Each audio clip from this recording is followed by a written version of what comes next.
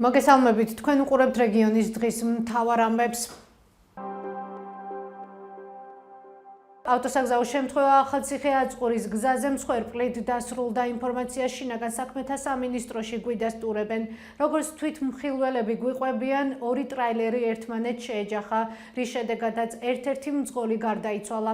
როგორია მეორე ტრაილერის მძღოლის მდგომარეობა? ჩვენი რედაქცია ინფორმაციის გარკვევას ცდილობს. შინაგან საქმეთა სამინისტროში გვეუბნევიან, რომ გამოძიება ტრანსპორტის მოძრაობის უსაფრთხოების ან ექსპლუატაციის წესების დარღვევის მუხლით დაიწყო, რამაც ადამიანის გარდაცვალება გამოიწვია. ახალციხის მუნიციპალიტეტის სოფელ ივლიტაში საავტომობილო გზა დაზიანებულია. როგორც აქ მცხოვრებლები გვეუბნევიან და კადრშიც ჩანს, ასფალტი დაბზარულია და გზაზე ორმოულებია. ჩვენი გადამღები ჯგუფი ადგილზე იმყოფებოდა და ვრცელ მასალას მოგვიანებით შემოგთავაზებთ. მანამდე კი გთავაზობთ ახალციხის ახლად არჩეული მერის პასუხს კითხვაზე, იგეგმება თუ არა და როდის საავტომობილო გზის რეაბილიტაცია. ჩავალ ივლიტაში, გავეცნობი ადგილზე, რა საჭიროებებია, მოусვენ მოსახლეობას და შესაბამის სამსახურებთან გავლის შემდეგ მივიღებთ ისეთ გადაწყვეტილებას, რომელიც მოსახლეობისთვის იქნება საუკეთესო.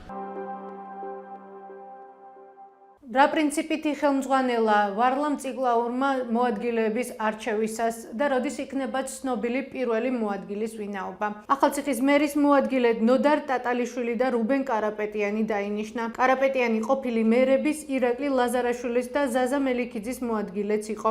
ამ ეტაპზე უცნობია, ვინ იქნება მერის პირველი მოადგილე. მე კადრებს ვარჩევ მხოლოდ და მხოლოდ პროფესიონალიზმით. ჩემი ერთ-ერთი მოადგილე ბატონი ნოდარ ტატალიშვილი კი გახლავთ ძალიან ძლიერი ფინანსისტი, კვალიფიციური კადრი, ბატონი რუბენი გახლავთ ასევე ძალიან ძლიერი, გამოცდილი, ღირსეული საჯარო მოხელე, რომელიც ჩემთან ერთად გააგრძელებს მომდევნო 4 წლის განმავლობაში მუშაობას. უახლოეს მომავალში გვეცოდინება პირველი მოადგილის ვინაობა და აუცილებლად საქმის კურსში ჩავდივართ. ეს იყო ჩვენს ხელთ არსებული დღევანდელი ბოლო ინფორმაცია. მეტი და დეტალური ინფორმაციისთვის ეწვიეთ ჩვენ ვებ და Facebook გვერდს. გმადლობთ, რომ გვიყურებთ. ბედნიერ შაბათ-კვირას გისურვებთ.